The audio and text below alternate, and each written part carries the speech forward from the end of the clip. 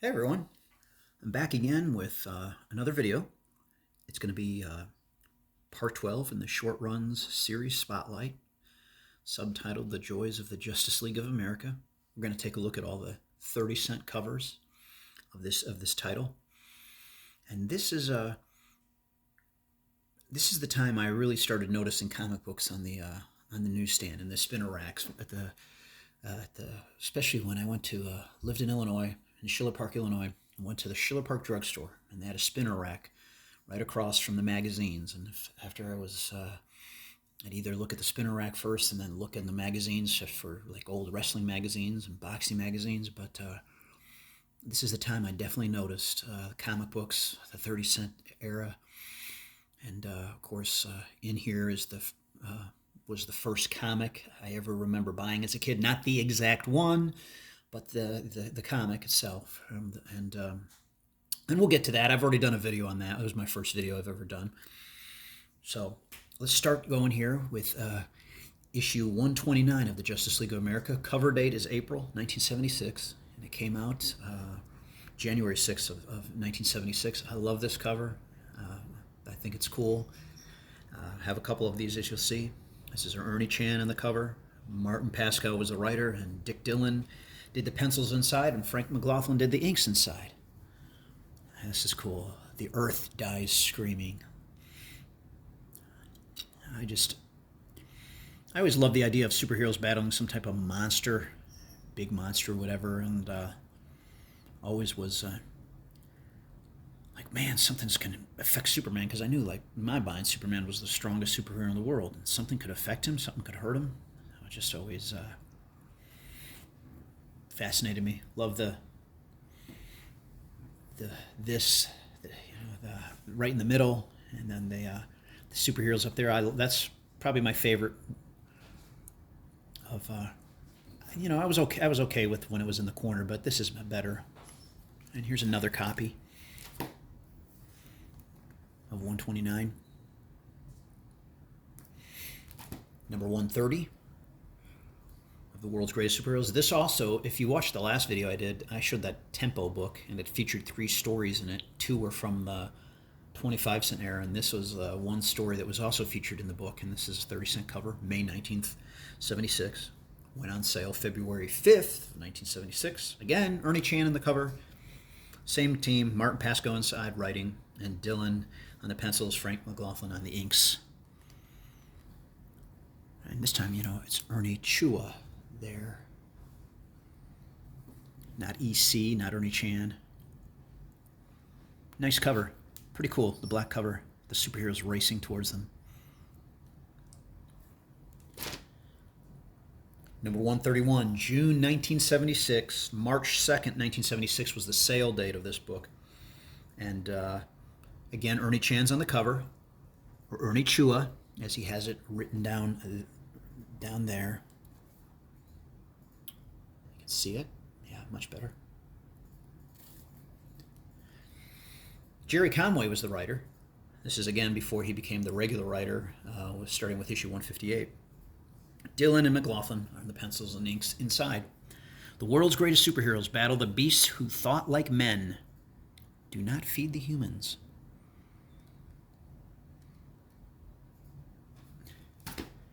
And here's the DC Comics salutes the bicentennial in July 1976, cover date for number 132, and it went on sale actually April 6th of 1976.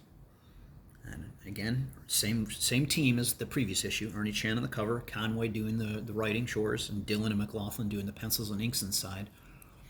And this was number 6 of 33 for the DC Comics salutes the bicentennial, which I thought was a great idea. I mean, it seemed like everybody was doing something neat for the bicentennial. I mean, I was 9 years old, but I can still remember it was a big deal.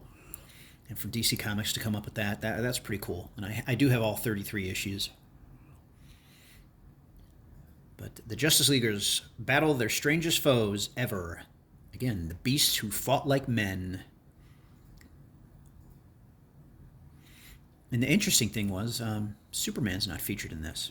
But you do see Supergirl is up there. She makes an appearance.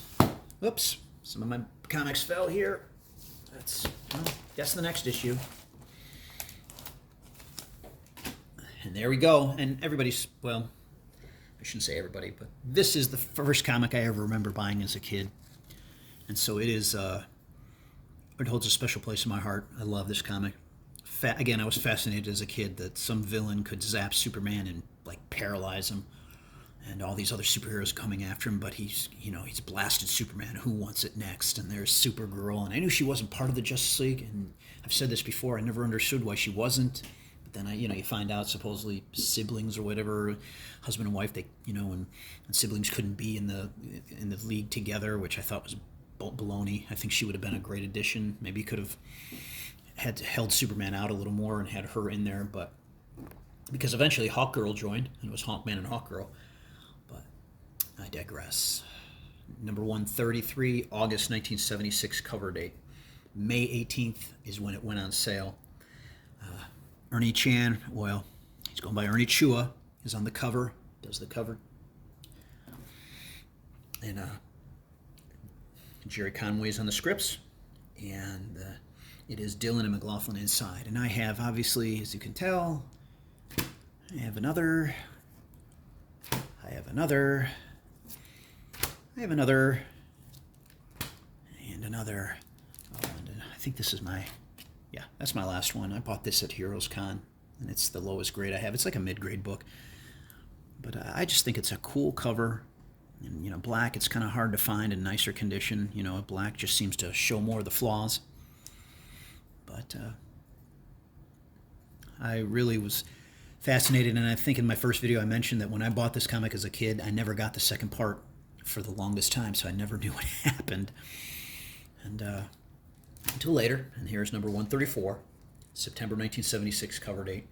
Went on sale June 15th of 76. And again, Jerry Conway is doing the writing.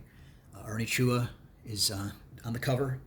And Dick Dillon and Frank McLaughlin are inside. And this time, Despero is zapping Supergirl. Despero means danger, battle at the edge of forever. And this was actually very good. I mean, I thought this was actually maybe a little better, the second part, than the first part, but I liked the first part cover more. I liked this cover more, but I think this second part of the story is a little better because if you're familiar at all with the issue, Superman is brought to another world, and he to fight, and he thinks he has some fellow Justice Leaguers with him, but they are just they're androids, and they kind of go down easy, and Superman's doesn't really understand that, and but in the second part, it's the real heroes are there: Batman, Wonder Woman, Hawkman, Elongated Man, and of course Supergirl, who actually delivers the knockout blow towards the end of the book on Despero, or Despero, however you want to pronounce it. And there's another copy I have of that. Then going to 135, this is really cool. This is a cool cover because there's so many heroes, again, fighting some giant monster, King Kull. How they got away with that, because we know that Marvel had a King Kull. This is number 135, October 1976 cover date. Went on sale July 6th. Ernie Chan on the cover. E. Nelson Bridwell was the plotter. Martin Pascoe was the writer, and Dick Dillon and Frank McLaughlin are in the inks. And this is cool because it has the Justice Society, the Justice League, and Shazam's Squadron of Justice. Eventually, Shazam, or Captain Marvel, thank you, is going to make an appearance later on. And it's cool that Batman and Robin were in this, and of course Batman of Earth 2 and Robin of Earth 2 with one of his different costumes that he had. And this is Superman of Earth 1. You can tell the roll call up at the top of the Justice League. And then you got Bullet Girl, Bullet Man, Isis the Invincible, Mr. Scarlet, Pinky, and Spy Smasher from the Shazam's Squadron of Justice. So a bunch of heroes. The more the merrier. Cool cover, cool colors on the cover.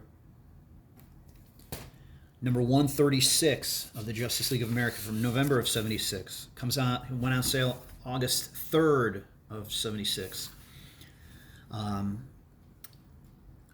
Ernie Chan, or Chua, does the pencils on the cover. Frank Giacoia does the inks on the cover. And then the same team from the previous issue, like Marty Pascal was the writer, and Dylan and McLaughlin are in the pencils and inks. And this is, I think, the first time that the Batman of Earth 2 and the Joker of Earth 2 are on a cover in the Bronze Age. And of course, there's Robin in one of his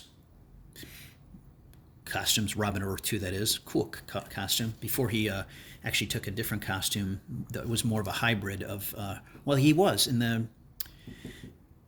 25-cent one, the one where Elliot Maggin and Cary Bates were in. He had a different costume. It was more of a hybrid of the Batman costume and Robin's costume. The super champions of three worlds face a crisis on Earth S.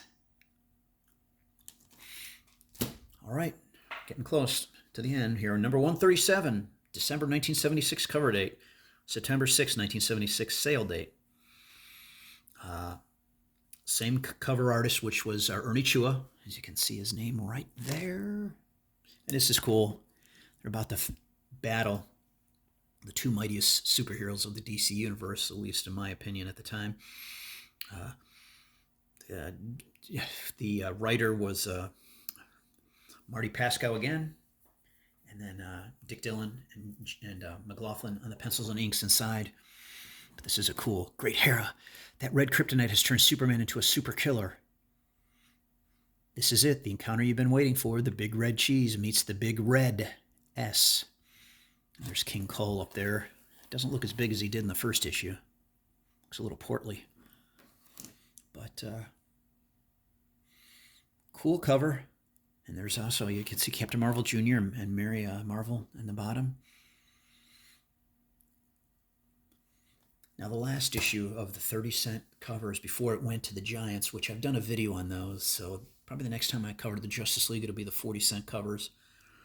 But this is number 138, January 1977 cover date. Went on sale October 5th of 1976. That's a Neal Adams cover. And he also did the next cover in issue number 139. And then I believe that was the last cover he did for the first series of the Justice League of America. Cary Bates was the writer. Dick Dillon did the pencils inside. Frank McLaughlin did the inks inside.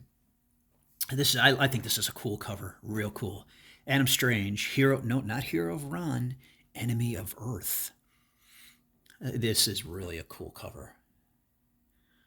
He also did 139, but I think this is a better cover.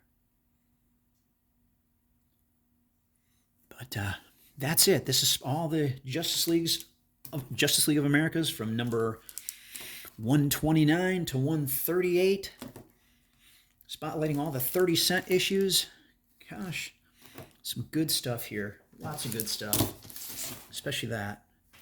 That's like, like Shannon has his Commandy 18, and that's it. Or Dr. Von Schilla has his Thor 207. That's mine right there. And I know Dr. Silver Age has a couple. He has a Green Lantern that he loves and a Hulk, and I don't remember them offhand. But anyway, that's it, folks. Hope you enjoyed it. And it's probably be my last video for a few weeks as I'm traveling out of town. But I'll probably just be doing a little research for some future videos while I'm out of town. Anyway, take care, everyone. We'll see you in the next one.